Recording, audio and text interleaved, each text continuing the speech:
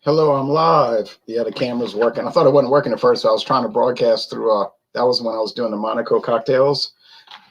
Kentucky Mule, which by the way is fabulous. $2.50 a can on the special offer.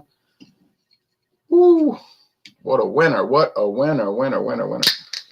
Now, I don't have anything exciting. I just have Kentucky.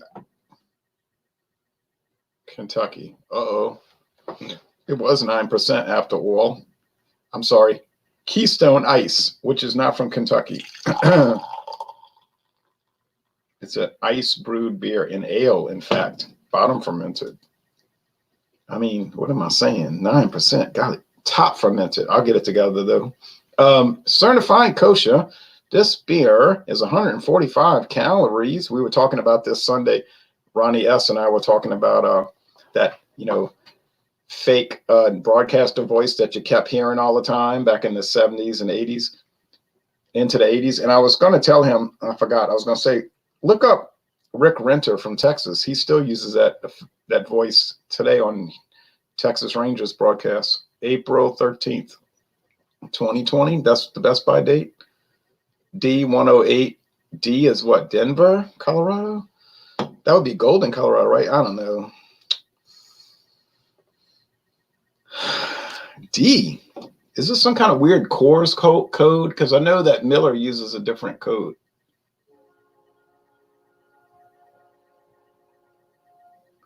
Well, I don't know where it's coming from. William Kepley have to answer those kind of questions, but it's coming from somewhere, and it's not out of date, so I guess that's what matters. It's coming from somewhere in the Molson Coors universe, right? I'm trying to get this. I took the camera off and everything. I was trying to adjust it. Then I realized, oh, dumb. You were trying to, I don't know why they won't let you broadcast through Opera. I guess because they have an ad blocker, and they don't really want you blocking the ads. Come on, you ragamuffin. All right. This cap is kind of tall. So I was just going to talk about Syria a little bit because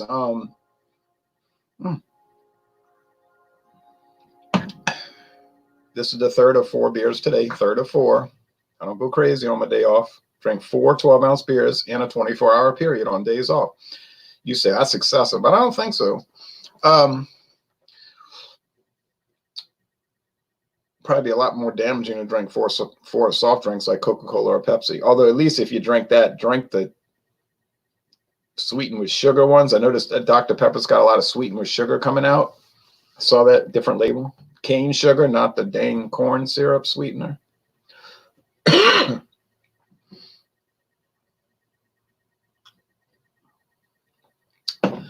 Man, a lot of progress. I was saying in my description, the Syrian Civil War, which was started by Obama's USA in 2011. I wasn't being cheeky or sarcastic. That's actually true. Hillary Clinton, or what's her name? Rod.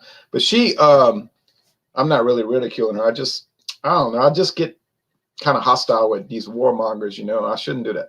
But Hillary Clinton, Secretary of State, was like a major warmonger, right? So she got this invasion of Libya going with Obama's acquiescence, which is so funny because people love Obama. They say, I love Obama.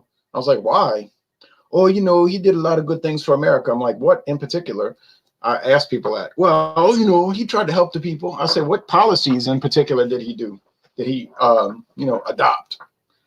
When I'm arguing with the people. Oh, he did a lot of good things for America. I say, like what?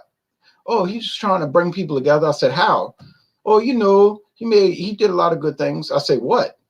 Oh, just different things. I say, but what in particular? I can never get any definitive answers from these Obama supporters. I say, just making generalized statements does not. And I would say, I got a feeling that you voted for him for some other reason that wasn't necessarily policy based. Do you think that could be the case? And they would just say, oh, they got a lot of racist people didn't like him. I say, what do you mean by that?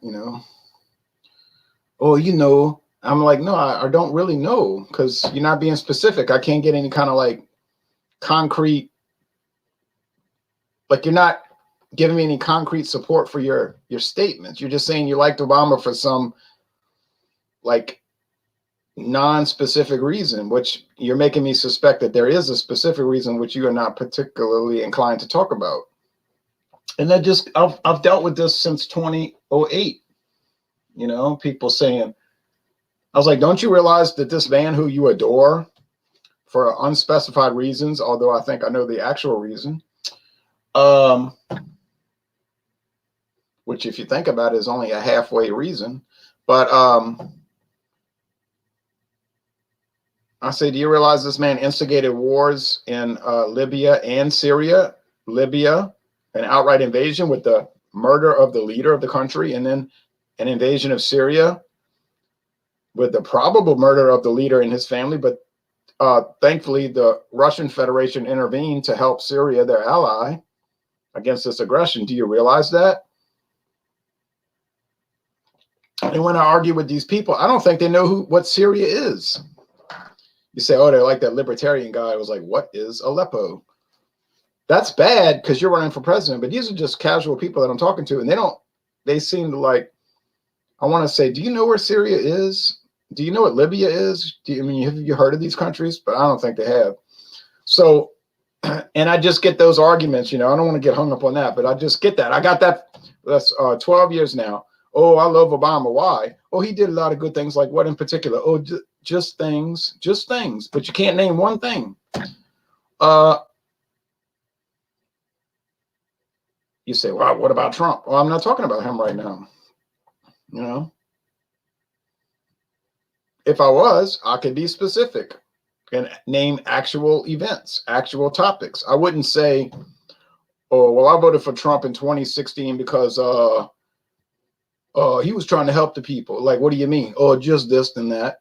Like, what? What are you talking about? All right, anyway, so enough of that. You get the premise. You get the basis, right? Because I pin people down on that. And if you can't like specify, I'll just let it go. I don't make a big deal out of it, But I know, I study, I read the paper and know what's going on, right? Or at least I survey the paper. And I know what the U.S. of empire, what do they call it? America did. All right. I don't support it. You say you're not a good American. I am a good American because I don't support imperialism. See, if I was a bad American, I would support imperialism. So 2011, I think in 2011, he thought it was a sure shot. Like they had it in the bag, They were going to, instigate the civil war. And that Bashar al-Assad was just going to tumble, tip over like nothing, But they were wrong because he had a lot of guts and he didn't tumble over. His government was a much more, what you say, organized. And they had a lot bigger population. Libya is a big country, but their population was small. And for all of Muhammad al-Qaddafi's bravado, he couldn't really back it up. But of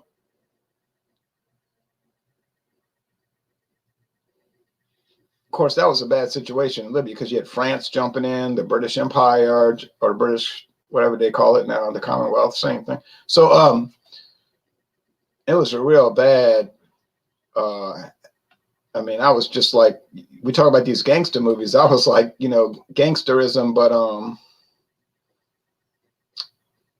courtesy of District of Columbia, you know what I'm saying? Or London or Paris. So, but they didn't topple. They fought back. And then their Russian ally came in with a lot of great power, a lot of real serious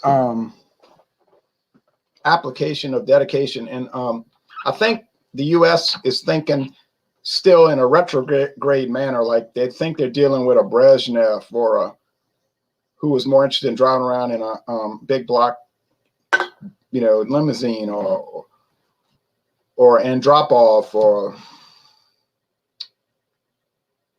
Chernenko or even Gorbachev, people like that. Nah, but they're dealing with Putin. Putin was like a once in a 500-year period leader. You know what I'm saying? Like, how often does Russia have the greatest leader in their history come along? Well, once, you know, greatest meaning the best. So here's a real hardcore guy, you know, and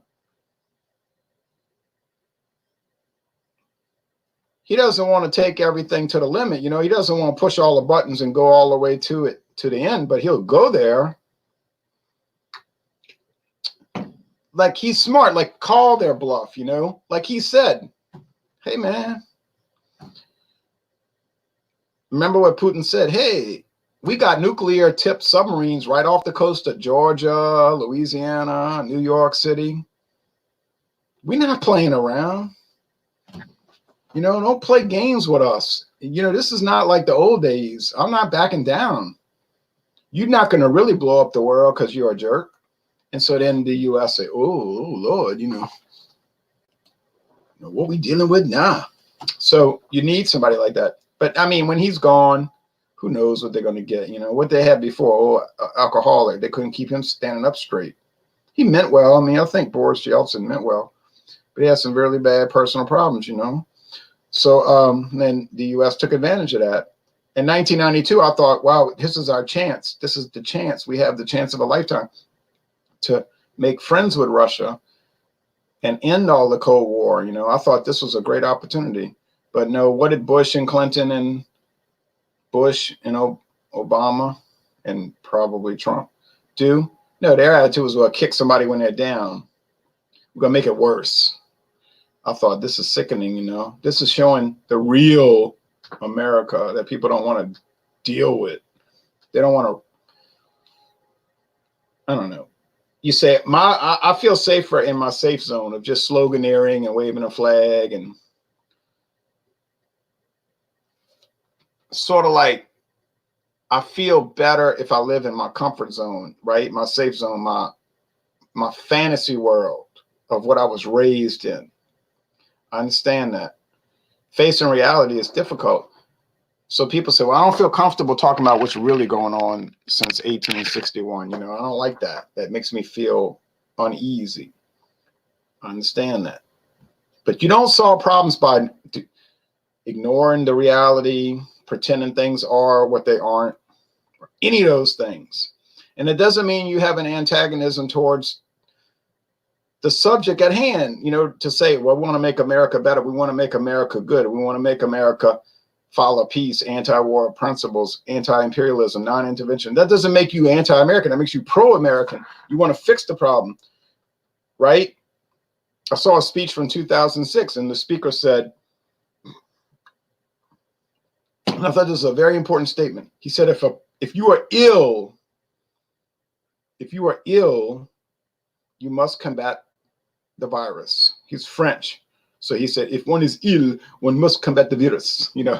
But in English, we say, if a person is ill, he must combat the virus. Right? You say, well, I'm sick, so I'm just going to pretend I'm not sick. Then I'll get better. No, you won't get better. I mean, you might. But the best way is you deal with the situation at hand. So let's look at the map of Syria for a minute. We're going to do a screen share. I think this is important.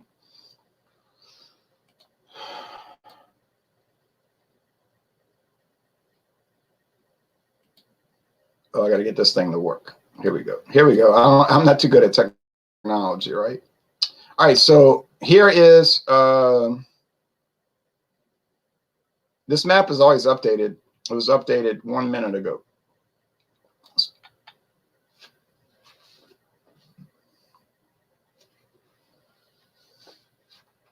So here's a map of the Near East.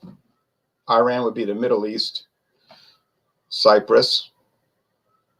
Northern Cyprus controlled by Turkey or their puppet country, but Cyprus, Northern Cyprus, the two British territories. Yeah, Great Britain has two territories, sovereign base areas in Cyprus. Notice where those are located. Turkey to the north, Israel, Lebanon, Syria to the east. There's Iraq, there's Iran, there's Egypt. The British do know one thing, where to keep choke points.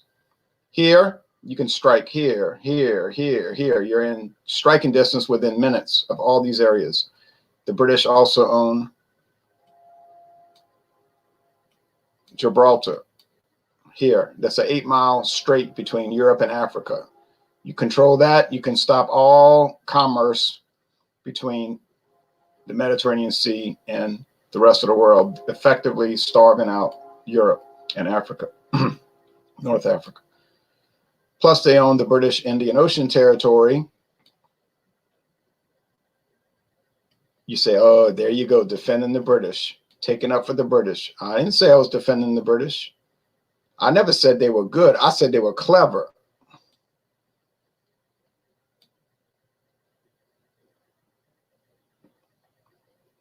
Come on, load up. So here's the British Indian Ocean territory. There's no real population. It's just some small islands. They have some people living there that do like stores and restaurants for the troops, American and British troops that are there, Australian and New Zealand troops, Canadian troops, or soldiers. But they're here, and here you can stop all the commerce in the Indian Ocean. You can hit the straits between Asia, you know, the Indian Ocean and the Pacific, and then you can stop commerce coming in from Africa. So they were very smart to keep choke points. And then if you look at the Caribbean, the British still have the Cayman Islands, Turks and Caicos Islands, and so on. And those are choke points. And plus they have those territories in the South Atlantic, more choke points. But you say, well, that's off the subject. Isn't really off the subject. I'm trying to see how many people are watching. Okay, good. It's not off the subject. Okay, so here's Syria. We got Turkey to the north, who used to own Syria, Iraq, Jordan, Lebanon, Palestine, and even Egypt in a nominal sense. Until 1914, they owned all those territories, but they stupidly joined Germany's World War I, and then they lost everything except for Turkey itself. So here we got, in the green, we have Turkish-supported rebels, mostly Al-Qaeda-oriented Islamic, crash planes into skyscraper-type people, real good people. I'm being sarcastic. In the northeast, we got the Kurds, who control northeastern Syria and northwestern Iraq and southeastern Turkey. A nation without a country. What I mean is it's an ethnic group, the Kurds, but they have no country. They're a nation, an ethnic group, a people, the Kurdish people. They speak the Kurdish language. But in World War I, that war ended, and Woodrow Wilson was in France with his "I'm going to build a new world order" attitude. And so the different ethnic groups came to him. And if he had a pet group like the Poles, he loved the Polish people. Oh, we're going to make sure Poland gets all the land they need and way more. That was the problem. And way more, which helped start World War II. But I never said Woodrow Wilson was good. The only thing I ever said about Woodrow Wilson was that he was smart and he was evil and he was crazy. I never said he was good. I wouldn't want people to take me the wrong way. Okay. But when the Kurds came to Woodrow Wilson, he was like, I never heard of the Kurds. I'll get to y'all later. But of course, he never got to them later. And so they never got their country. They got divided up between Syria, Iraq, and Turkey. Much like Poland was divided between Russia, Prussia, and Austria until 1918. See what I'm saying? It's just like a recipe for disaster. Syria isn't too worried about taking over northeastern Syria because, after all, they'd actually never controlled that in the first place. They had nominal control of that area. What Turkey, Syria, and Iraq did, especially Syria and Iraq, not so much Turkey, they said, forget the Kurds. Let them have their little control over the area and have their little tribal leaders. As long as they don't cause too much trouble, they can be like a semi-independent, self-governing region. Okay. The Turks were more militant, so they say, well, if they don't knuckle under to the great Turkish rule, we will exterminate all of these pests. But really, that ain't my problem. Turkey. I never was a defender of Turkey. I don't hate Turkey, but I'm not a defender of them. I don't hate any country. Okay. So let's look at the map now. As of right now, it's a live map. It's what's happening right now. Russia brought Su-24 bombers to the Hamim Air Base. Artillery shelling from the pro-Assad forces location targets the town of Maran in the countryside of Jisr al-Shugur, west of Idlib. So this northwestern Turkish supported area, that's where the Russians and the Syrians have been really blasting them. And they've been making a lot of progress, because a week ago, all of this, where I'm showing this little device here, was under the Turkish allies, the Islamist rebels. You know, the people that crash planes in the buildings. That's who America's ally supports. You say, well, Turkey's our ally. They're part of the NATO, the North Atlantic Treaty Organization. I know, but that's the kind of people they support. You ever feel like you've been cheated? And here's all the bombing. We don't support bombing. Russian warplanes target with missiles the outskirts of At-Tarib, west of Aleppo. Pro-Assad forces target Kamina, Sermin, Benish, Al-Fu'ua, and Kafraya. Artillery shelling. Pro-Assad force. Okay. Civilian was killed in Ma'arat al-Na'asan in the northeastern countryside of Idlib due to an airstrike by warplanes. 2 civilians killed 21 minutes ago. 8 others were wounded as Russian warplanes targeted residential neighborhoods in the Turmanya, northern Idlib countryside. It's terrible, you know, with these things going on. However, we wouldn't want people to have the misunderstanding that people can't fight back. Let's just assume you're walking down the street one day and somebody comes at you with a knife. Well, I think we'll get off the screen share. You could say, well, I'm an anti-war person. I don't believe in aggression, so I'm going to let the person stab me and my companion to death. You could do that. It would be stupid, I suppose.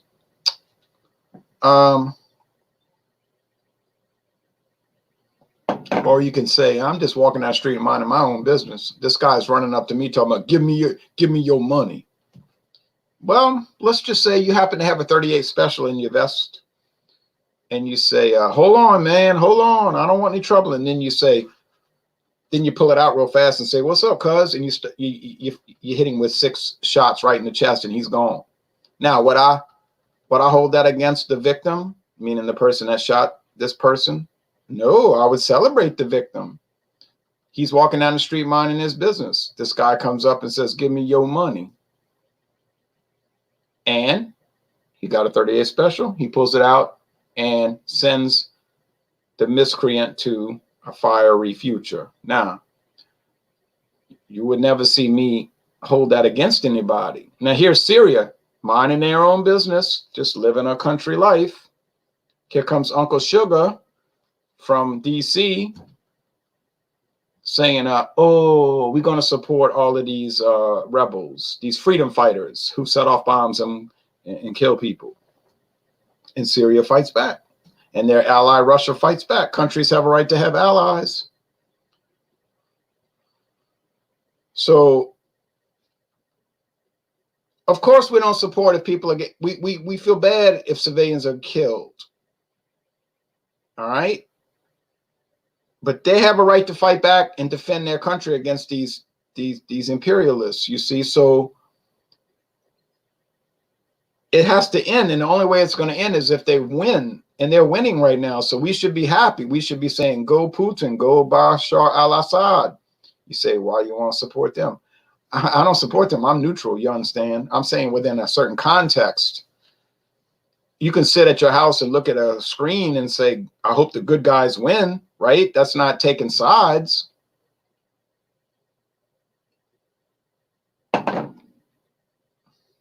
It's simply observing the situation that as it exists. AT says, what if electric vehicles and other alternative fuels like hydrogen replaces fossil oil? Will the world be more peaceful, or could it push things in chaos by bankrupting countries like Saudi Arabia and Russia? Well, those kind of things aren't really very profitable or productive anyway. Okay, so alternative fuel projects, all hydrogen fuel vehicles and all, they don't really, they're not too efficient. Those are mostly promoted by very closely connected American government and American industrial companies.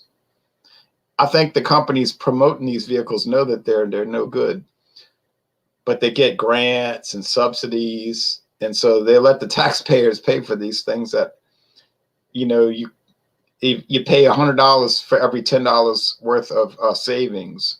So people say, well, we'll look at these vehicles, electric vehicles, we save $10 every mile. But then the thinking person says, yeah, but you paid $100 to save $10, meaning you're in a negative 90. You're in a negative $90 every mile. And then people say, you're a fascist. You're a fascist to bring up those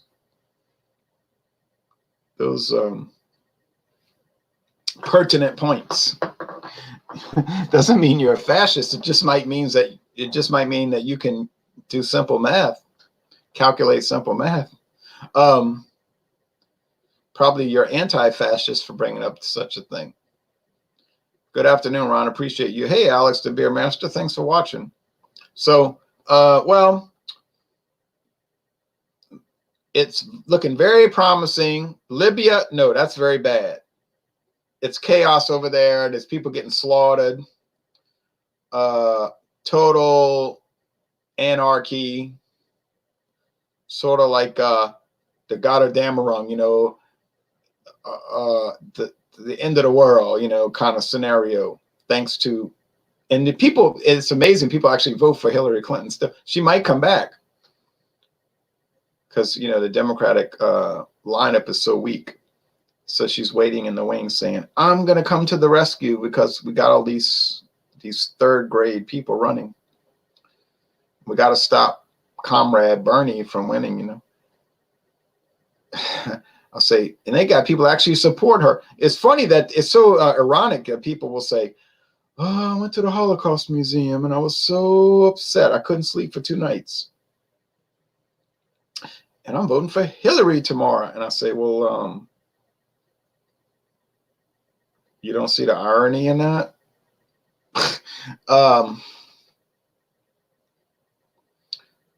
You don't see the problem with that sort of logic. But anyway, Libya, no, there's nothing very hopeful there, unfortunately. But that's a very small country, but only about just a few million people. Not that they deserve to be killed. Syria is much more promising. It's a pretty big country. What is it? Bigger than Texas, I think. It's got a lot of people there, and they have a really strong government, organized government that can resist. Now, I mean, you know, obviously, if they would have been invaded like Iraq in 2003, I mean, Iraq had a pretty organized government that protected minorities, allowed freedom of religion.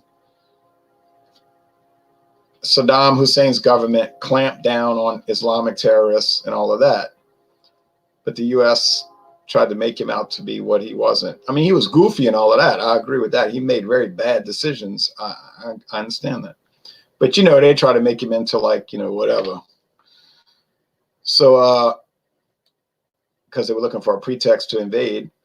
So when they invaded Iraq, they fought hard. But I mean, you know, it's like a softball team fighting against this community softball team over here with 8, 9, 10-year-old girls playing against Louisiana State University with 20, 22-year-old girls that are in the top 20. I mean, the score would be 80-0, you know what I'm saying? So the United States went in there with their coalition of the willing In other words, gang rapists, fellow gang rapists, and they destroyed the country. They couldn't resist. So it was very bad. You know, I was looking at a speech from a president of a country back in the 1930s and 40s. And he was talking about why he was going to let his country go to war with the United States on an official basis in December 1941. Although they had been fighting the United States for about 2 years, or at least a year, unofficially. And I was watching that speech, about 25 minutes long. He was saying, they did all these things. He listed all these things down the line. Oh, I said to myself, okay, I know all these things. They're all true. There's nothing that he mentioned that was untrue. But of course, that president, he almost, you could say he committed sins of omission, you see, because I never actually listened to any speeches he made that he told lies. But he's had a tendency, like we say, to commit sins of omission. Like you say, well, he didn't lie. That all happened. That happened. That happened. This happened. This happened. These 25 things happened. All true. But the lie is sort of like a sin of omission. Like, yeah, but you're not bringing up other things that you did, which are important points to consider. So it's like you leave things out of the story and then you justify things that you're doing. So, and another problem I had with watching that speech was that the person that did the video was like playing piano music the whole time, dramatic piano music. And I was thinking to myself, why you got to play all this dramatic piano music? Let the speech speak for itself. You know, if the speech is so good, you don't need to add piano music. Let the man speak. You know, you're trying to enhance the speech. And, you know, that guy, he spoke kind of rough in a way. He was sort of like from a working class background. And so it's like almost like you're trying to make it better than it is. And I thought the speech was interesting. You know, he was saying Roosevelt, and then he talked about Woodrow Wilson. He said, I don't know, but those two guys, I think they were mentally unbalanced. I mean, I would agree with that. I think a lot of people would agree that Roosevelt and Wilson were mentally unbalanced in certain ways. And he was saying Roosevelt's deceitful. Well, I agree with that. And he was trying to get the U.S. into the war. He talks peace on one hand, but on the other hand, he's doing everything he can to get the United States into the war. I agree. And I was saying there's no actual points that were discussed that I could disagree with. But my problem was, and people are so good at this, left wing, right wing, doesn't matter. They tend to leave out pertinent and salient points. Like, well, you're not really mentioning these other key issues. Oh, no, we can't talk about that. So I like to have a balance. But you know, most people cannot entertain any kind of balance. No way. Let's look at some comments.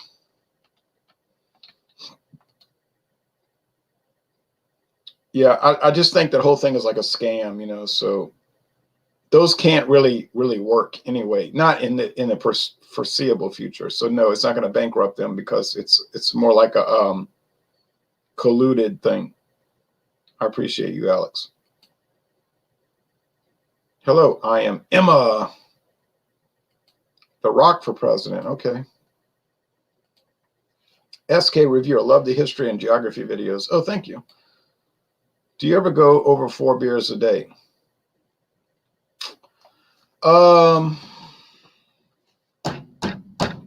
I do occasionally, but I give myself a little wiggle room. Like I always say, I never drink more than 22 to 24 12-ounce beers a week. 22 24 a week. So you got those two. So that gives me a 24 ounces to play with. So yeah, a little bit, a little bit. But generally, no, I do not. In the typical sense, I do not go over 4 beers a day. No, I don't. And I'm certainly not going to today. Inbreeding causes insanity. That's what happened in Spain.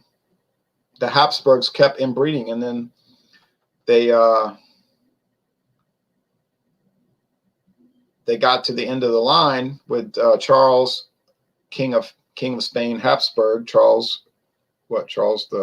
Carlos the sixth? It couldn't have been Charles V. He was a pretty intelligent. He was goofy in some ways. He was pretty good though. Philip II is what I'm thinking about. Charles VI, but Habsburg. But he went mad. He didn't go mad. He was mentally disabled. He was cognitively disabled. What they would call now retarded. You don't like to use those terms, but actually that was a euphemism at one time. And then he had no children. He could barely walk and talk. How could he have children? He mainly drooled and they wiped his mouth.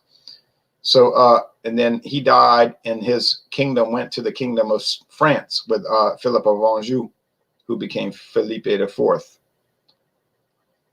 which caused the War of the Spanish Succession. Well, that's another story. Goo. Oh, good history topics are good with beer. Yes, I agree with that. Do you think we should keep trade war with China?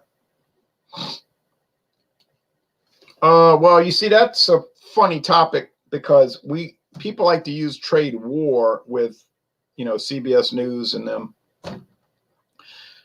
And I'm not going to vote for Trump in 2020. Okay, I'm telling you that right now. But I will defend certain policy points of him. For instance, his trade war, so-called, with China is no kind of trade war. He's just saying, look, since 1977, the United States has been bending over backwards to allow you to trade with us, but you won't allow us to trade with you. In other words, when the U.S. tries to sell products to China, there's like 300% tariffs, extraordinarily ridiculous restrictions on American products, like where they look for the most infinitesimal defects. But you demand that we allow your products to flood the market over here with no tariffs, no kind of restrictions. And American presidents over the years have allowed that for various reasons, maybe because they have an affinity for communism. I don't know. But Trump said, no. From now on, it's going to be on an on-par basis, which is a shock to the world. You see, because Trump said, okay, if you put a 300% tariff on American turkeys,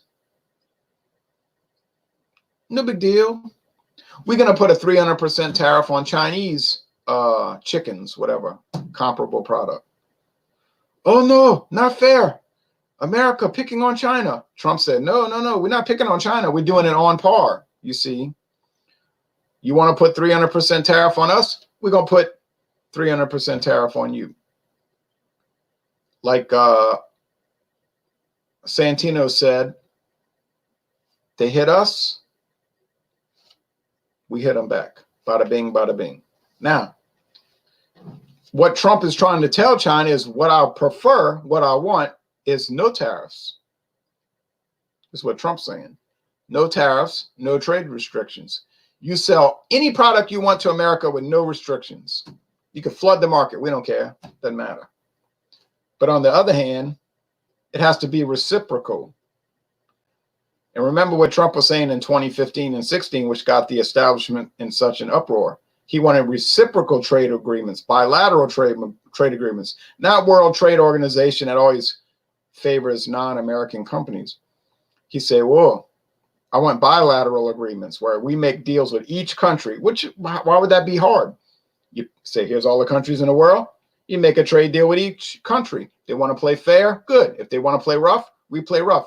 Doesn't matter to me either way. So what he's saying is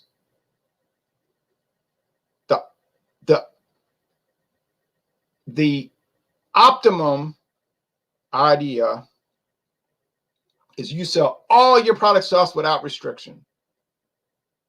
No tariffs, nothing, no trade barriers. But on the other hand, we're going to trade all of our products to you. We're going to sell all our products to you without restriction. No problem. Now the Chinese say, oh no, you flood our country. You take over our economy. American goods too superior. He said, well, too bad.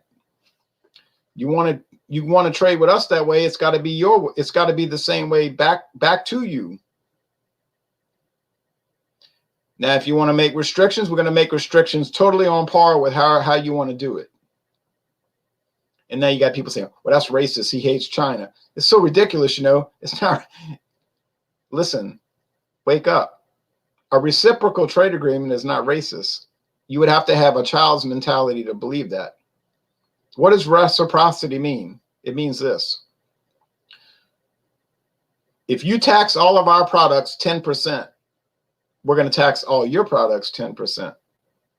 If you have these 11 trade restrictions on our products, we're going to put 11 trade restrictions on your products. It's not related to race, ethnicity, or anything. It's called fair trade. Get it?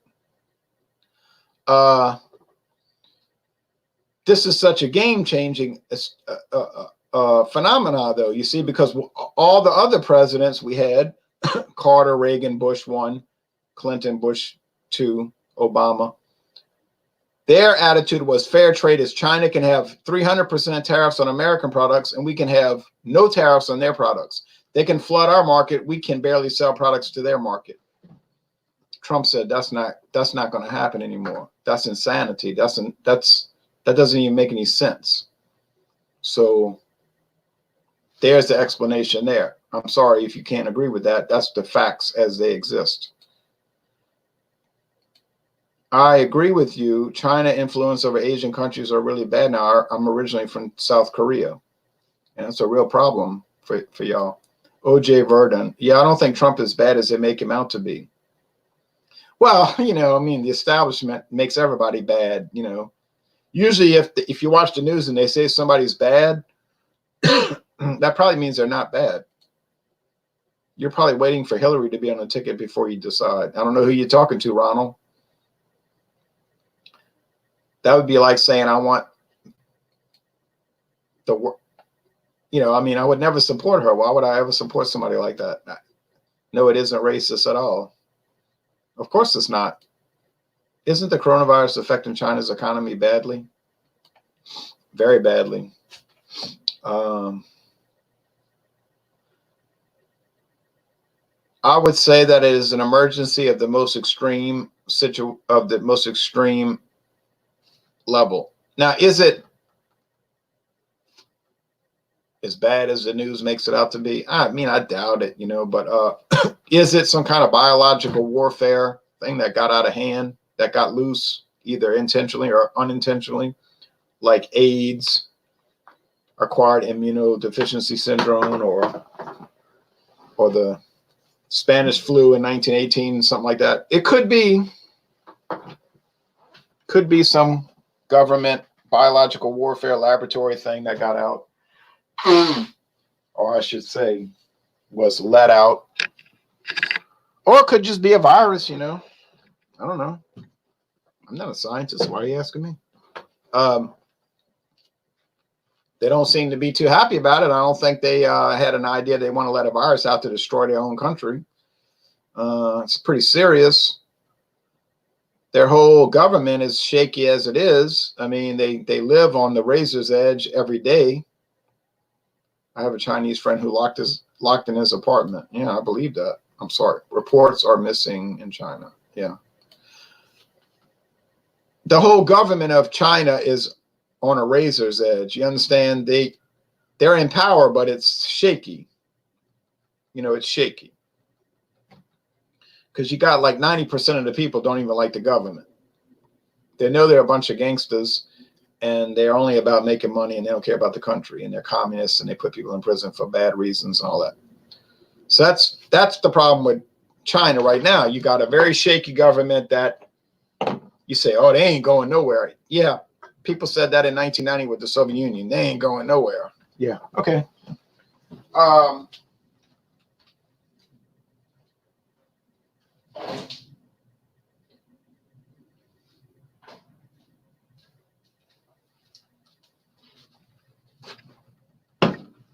so we're talking about a government that could collapse in like a day. You know what I mean? Like things could get out of hand and they could never stop the ball from rolling down the hill or the snowball from rolling down the hill. And I don't care what kind of posters they make or what kind of bravado they've got. They know it. I mean, if you look at the story of Lin Piao in 1971, that's a great story to study. The defection of Lin Piao and his mysterious plane crash. Now, he was the #2 guy in China behind Mao Zedong. Mao had been raising him as like the premier left-wing communist fanatic for the longest time. He's a younger guy. So he say, oh, Lin Piao, he's going to be the new guy because I'm getting old. And Chu Enlai is getting old. And we put that old right-wing deviationist Deng Xiaoping in prison or house arrest with his right deviationist policies. We got the great proletarian cultural revolution going in full steam since 1966. We got the Red Guards wreaking havoc in the country. All right. But what happened in 1971? He's gone.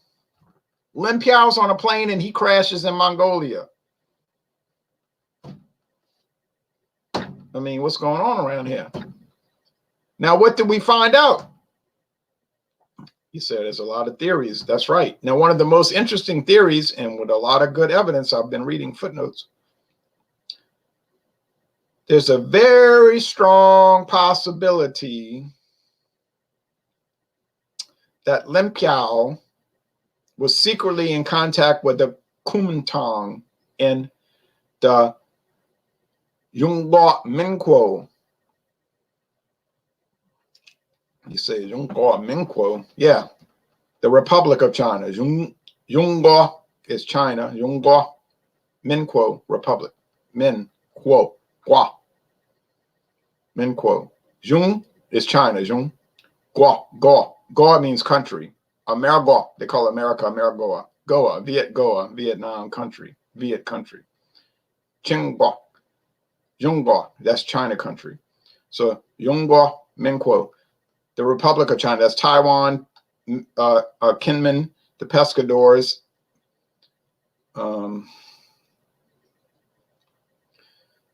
You remember that the president of China. Who is the president of China? Chiang Kai-shek. All right, so Chiang Kai-shek. Well, what turns out that it looks like Lin Piao had been secretly negotiating with the Kuomintang, the nationalist Chinese government, because you have to understand there's two governments of China even today, 2020. There's the communist rebels, if you want to use that terminology, which I would, in Beijing, and then there's the nationalists in Taipei on Taiwan. I remember says, you know more Chinese history than I do. Okay, well, I'm sorry. So this is a fascinating story that Lin Piao, who was like Chinese communist hardcore maniac #1 or #2 after Mao Zedong,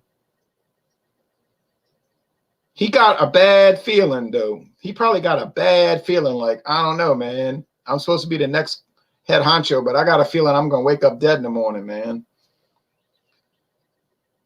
If he was really negotiating with the Kuomintang in Taipei, this is a fascinating thing to think about. And he, from what I was reading, he told them, look, if you go in with me, if we go down, if we do this together, I'm going to take all of them out. Mao, Chu Enlai, everybody. We're going to put the Kuomintang flag back up, the Republic of China flag back up in Peking, Beijing. Only deal is you got to let me be like an administrator. And apparently, Chiang Kai-shek said, you got it. You got it. But I don't know if their conversation were being monitored, or if he got the feeling that the jig was up and they knew what he was trying to do, or they didn't buy what he was trying to sell. But he got on that plane with his whole family and they didn't make it to Russia. They got shot down in Mongolia. They were trying to make it to Russia. That was a very important thing too, because if they had made it to the Soviet Union, it's pretty obvious that Lin Piao was going to team up with Brezhnev, because Russia and China were already in a virtual non-declared war since 1969 and really back to 1961.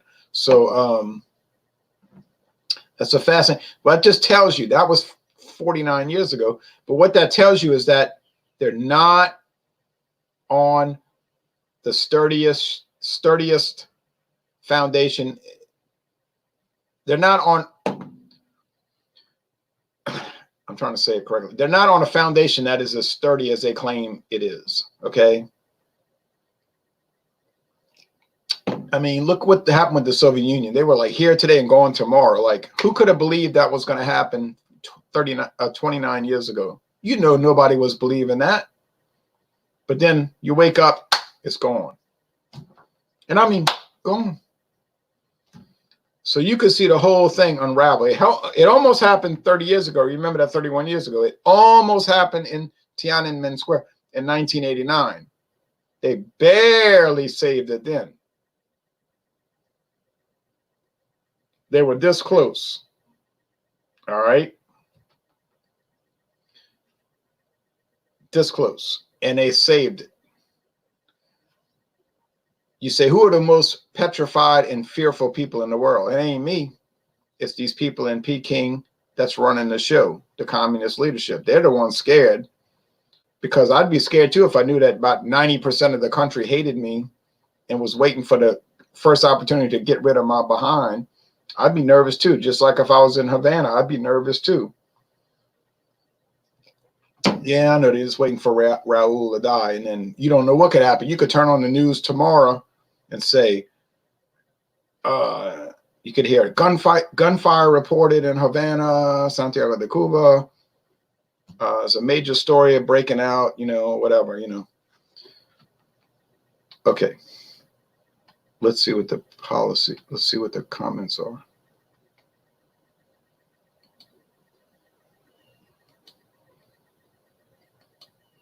Oh, yeah, reporters are missing, yeah.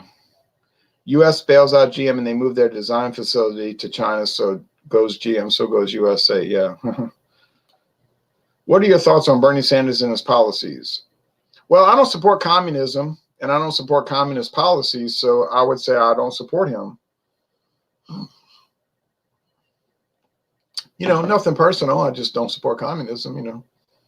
I wouldn't support the Sandinistas in Nicaragua. I wouldn't support the communists in Cuba. I wouldn't support any of these people, you know, like, what was that guy in Chile in 1970 and 73? You know the one with the glasses? I got glasses too, but you know what I'm talking about.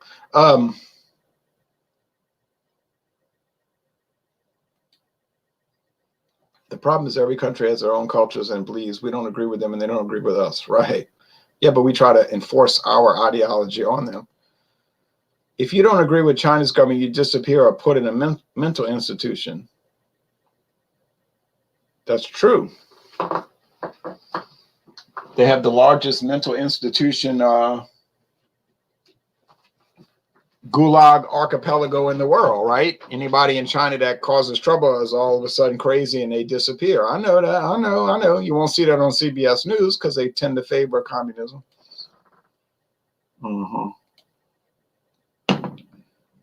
That's right. Oh, to talk about the Lin Piao. Oh, yeah. If you went to China, I'm talking about now, 49 years later, and you said, Yeah, I was reading a book about Lin Piao. You're going to be gone quick.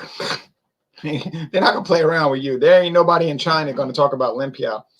Believe me, look, I was at an international dinner at a Baptist school function in 1986.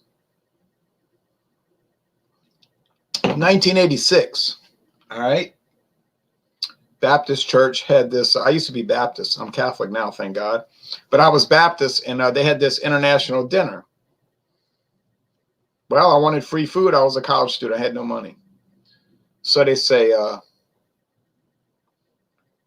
oh, we're going to have all these students. Okay. So they had this girl from China. She went to the Southeastern Louisiana University. But it was strange, you know, a lot of people have noticed this phenomena.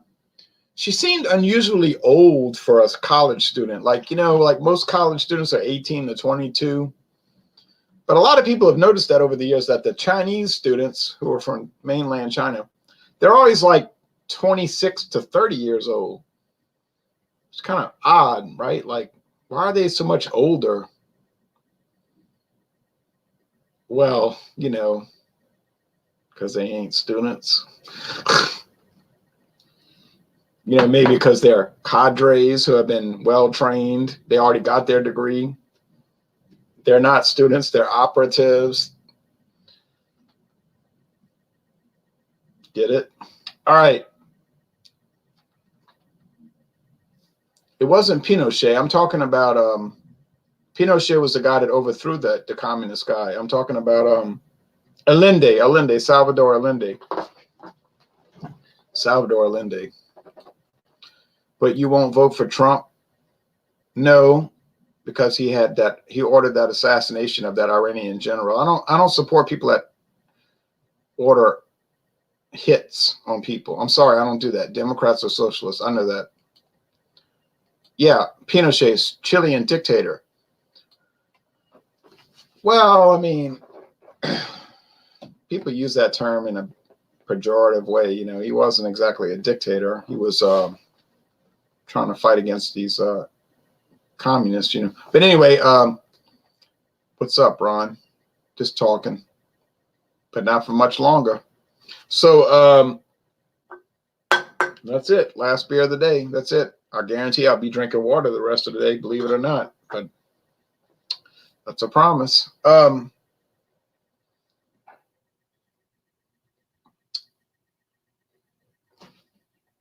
So that's a situation, you know. All right, a political stream. Who can I trigger? Yeah, who can I trigger? You know, I don't believe you, says Emma. I don't believe you.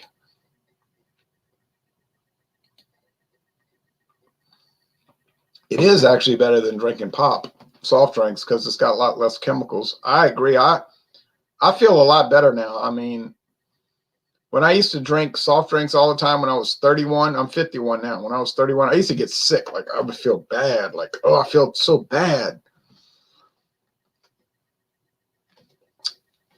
But then I realized later on, oh, you ever notice that you stop drinking soft drinks and you drink beer and you feel a lot better? Yeah. Everyone and nobody at the same time. Wait, I can't answer these kind of questions.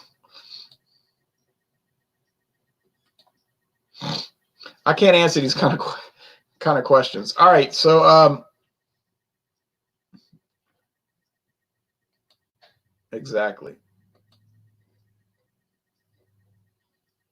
35. Yeah, ha ha ha.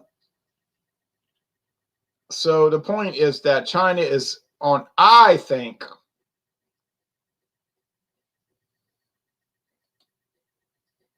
right. I think that China is much more precarious than it seems. What I mean is, I think their government is on shaky ground.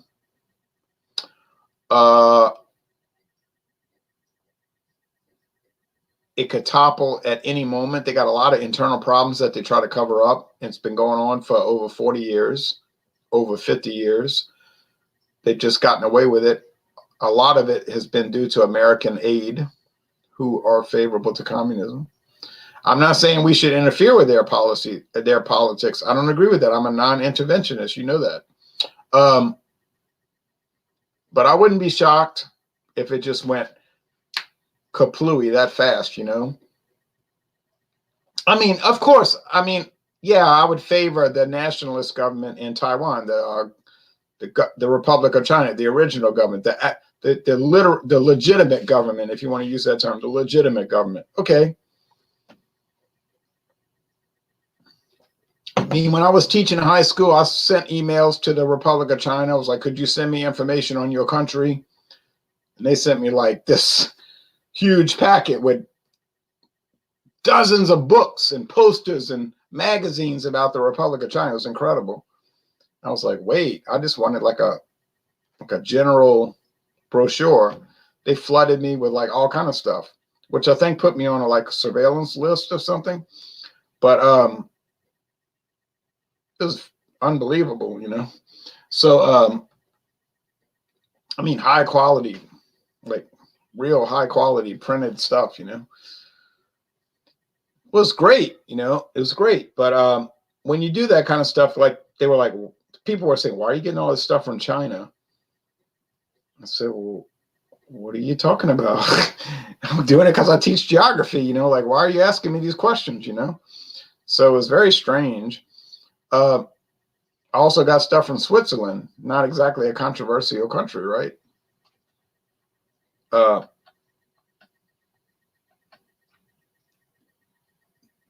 Okay, to wrap up, let's see.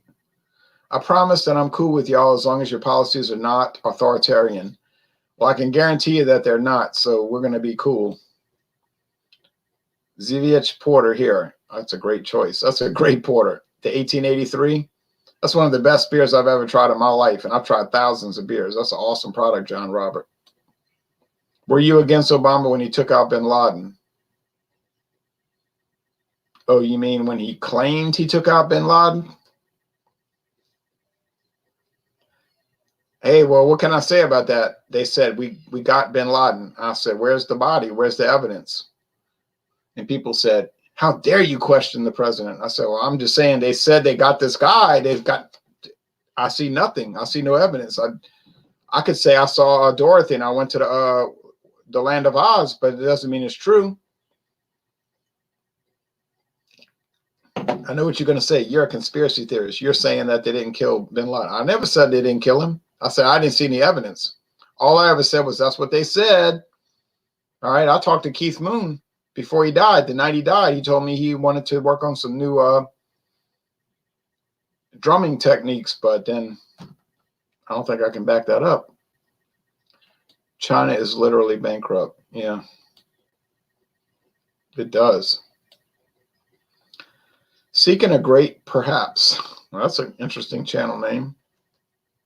I think China's whole economy is built on a house of cards, much of it encrypted in weird economic processes.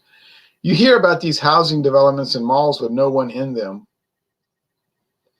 I agree with that. It's like a Potemkin village. You're right. You're very right. They have entire housing projects with no residents. They have shopping malls with no customers nor stores. I'm telling you, just watch. You won't believe it. You're going to see it, but you won't believe it. Would you say the younger generation of China leans towards democracy? I think they lean towards anything that's not this garbage that they have to live under. You know what I'm saying? The winged monkeys. Yeah, the winged monkeys. Well, if you watch that movie carefully, you have to have a special cap to wear. You can't just control the monkeys without a special cap. And if you watch that 1939 movie carefully, the Wicked Witch of the West is holding that cap. And she got irritated and she slung it across the room. But if you watch that movie carefully, she's holding the cap. I told Giant Space Monkey that. I said, she's holding that cap. He's like, what are you talking about? I said, read, study. You could not control the winged monkeys without that cap. And she slung it across the room. And if you watch the movie carefully, when they killed the Wicked Witch of the West, remember the monkeys were clapping. Yay, they were glad she was dead.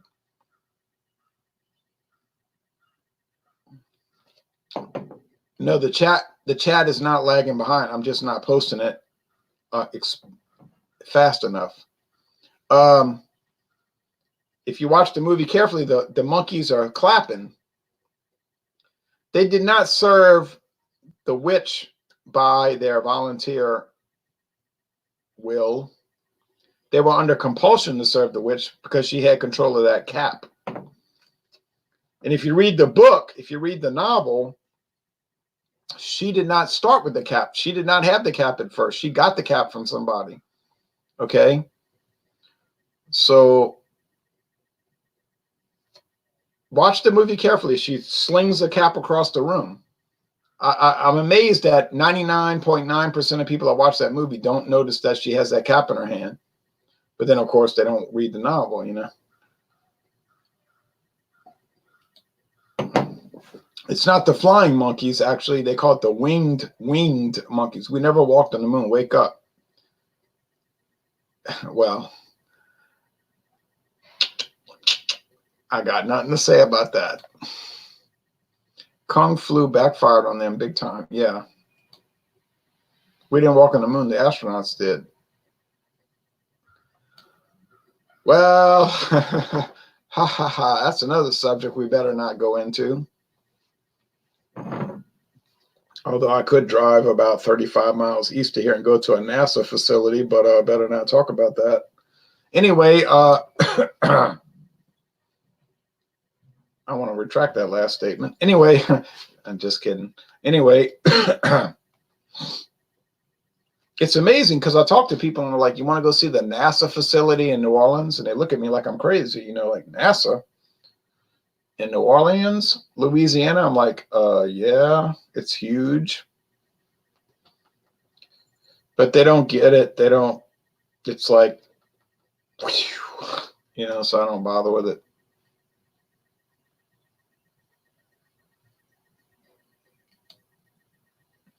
No, I haven't, but I would try it. Yeah, it's sort of like that. I would buy it for that price. Right. Strange how that situation lines up, right? Like, what do they call that? Synchronicity. Yeah. Right. Berserkeridian. All right, that's it. It's over. It's over.